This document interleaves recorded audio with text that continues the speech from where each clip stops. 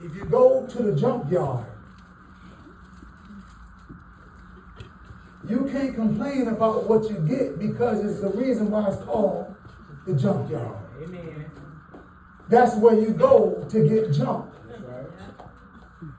Now, if you keep going to the junkyard and getting junk, then I'm going to let you know some of common sense. You can expect for it to be junk. To act as junk, to live as junk, to do as junk.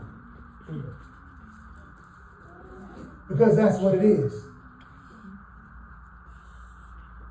We have a nerve away this flesh to do things and to get things that God didn't tell us to do. And wonder why the other things come with it. But we have to learn to stop getting into things and receiving things and getting things that God didn't tell us to get, because we're going to get what comes from that. Yes. You shall know them by their fruits. What he's telling you is the fruit is what's produced in their lives. They are the tree, they are the thing that bring forth the fruit. If you would look at the fruit, you would know what manner of tree they are. And if you know what manner of tree they are, you will stop respecting apples if they're an orange tree. You will stop getting mad because you don't have no oranges,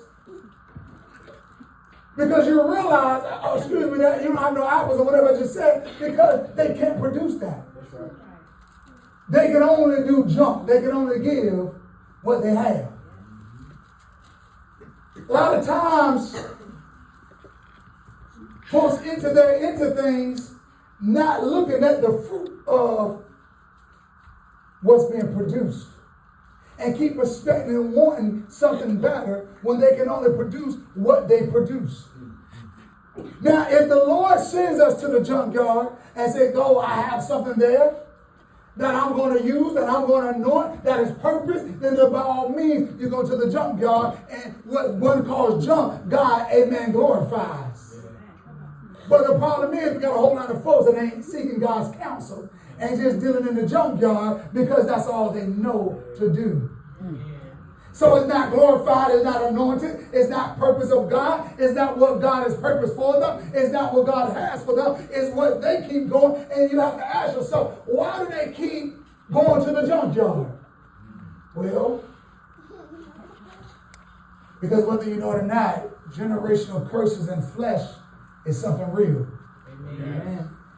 And if all you know, your culture, all you've been taught, all you've seen, all you've heard, all you ever looked at is people going to the junkyard, then that's all you think you're good for, and that's all you think it exists.